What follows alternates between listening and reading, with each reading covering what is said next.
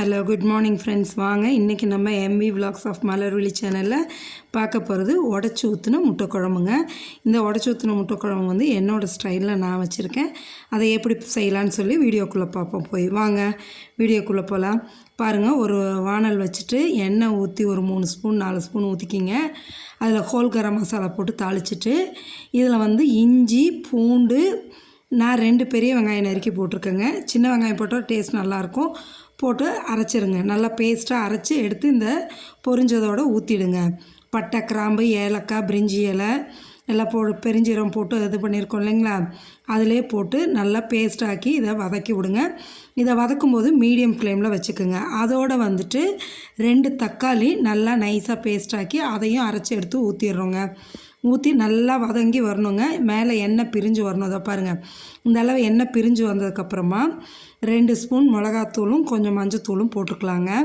நல்லா இந்த அளவுக்கு எண்ணெய் பிரிஞ்சு வந்தால் தான் அந்த பச்சை வாசனையெல்லாம் போகும். இஞ்சி பூண்டு வெங்காயம் தக்காளியோட பச்சை வாசனை போகும், அதுக்காக தான்.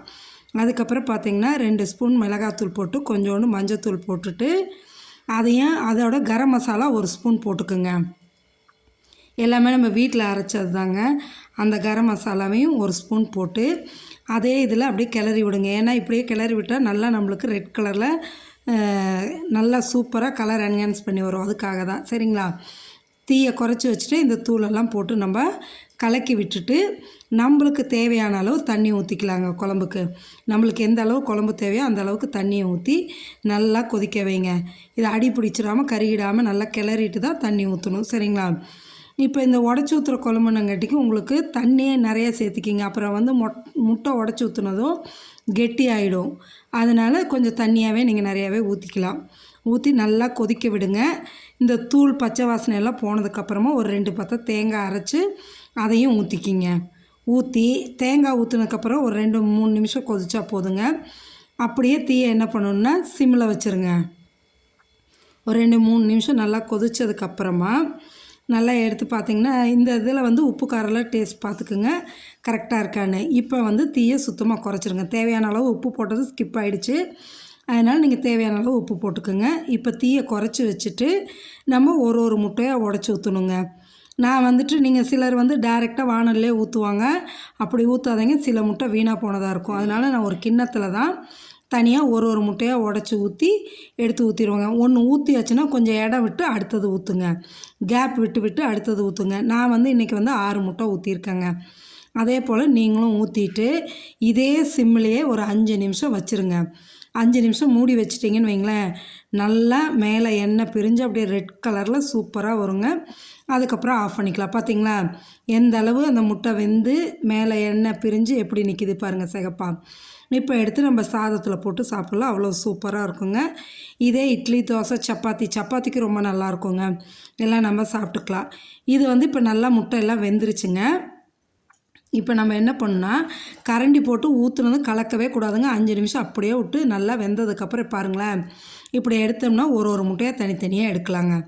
அழகாக அந்த மசாலெல்லாம் அந்த முட்டையில் ஊறி அவ்வளோ டேஸ்ட்டாக இருக்குங்க. இதே போல் நீங்களும் செஞ்சு சாப்பிட்டு பார்த்துட்டு எப்படி இருக்குன்னு எனக்கு கமெண்ட் செக்ஷனில் சொல்லுங்கள். நான் 6 முட்டை சுற்றி ஊற்றிருக்கேங்க. அந்த 6 முட்டை அப்படி இப்படியே ஒவ்வொன்றா எடுத்துக்கலாம். சாதம் சுட சாதம் வச்சு அதில் எடுத்து போட்டு சாப்பிட்டோம்னா அவ்வளோ டேஸ்ட்டாக இருக்கும். வாங்க எல்லோரும் உடச்சி ஊற்றின முட்டை குழம்பு சாப்பிட்லாங்க. அதோடு பார்த்திங்கன்னா ஒரு கோலம் ஒன்று நான் பின் பண்ணியிருக்கேன் பாருங்கள். இன்றைக்கி நேற்று வேலைக்கும் பெரிய கோலம் இல்லை, சின்னது தான்.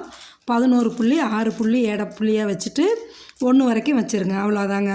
வச்சுட்டு இந்த கோலத்தை போட்டு பாருங்கள், அவ்வளோ சூப்பராக வாசலில் போட்டோம்னா அழகாக ஸ்டார் ஷேப்பில் விளக்கு கோலம் தான் இதுவும். சரிங்களா? அது பெரிய விளக்கு கோலம் நேற்று போட்டது, இன்றைக்கி இது சின்னதுங்க. நீங்களும் பார்த்துட்டு போட்டு பாருங்கள். நம்ம சேனலுக்கு புதுசாக வந்தவங்களாக இருந்தால் மறக்காமல் நம்ம சேனலை சப்ஸ்கிரைப் பண்ணுங்கள், லைக் பண்ணுங்கள், ஷேர் பண்ணுங்கள், மறந்துடாதீங்க. நீங்கள் சப்ஸ்கிரைப் பண்ணிவிட்டு அந்த பெல் ஐக்கானை டச் பண்ணிங்கன்னா ஆளுங்கிற ஆப்ஷன் வரும்.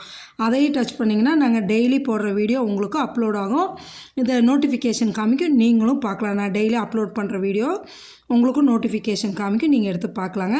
தினம் புது வீடியோ பார்க்கணுங்கிறதுக்காக நம்ம சேனலை சப்ஸ்கிரைப் பண்ணிக்கோங்க, லைக் பண்ணுங்கள், ஷேர் பண்ணுங்கள் உங்கள் ஃப்ரெண்ட்ஸ் அண்ட் ரிலேட்டிவ்ஸ்க்கு. சரிங்களா? பாருங்கள், இப்போ நான் வந்து ஃபுல்லாக பென்சிலில் இந்த கோலத்தை போட்டு காமிச்சிட்டு அடுத்தது அப்படியே வந்து இதை நான் கலர் பண்ணி உங்களுக்கு காமிச்சிருக்கேன். ஆஸ் யூஷுவல் எப்படி கலரில் காமிச்சா உங்களுக்கு நல்லா பிரைட்டாக தெரியும். அதுக்காக பாருங்கள், இதுதான் முழு கோலங்க. சூப்பராக இருக்குங்களா? ஓகே, தேங்க்ஸ் ஃபார் வாட்சிங் ஃப்ரெண்ட்ஸ்.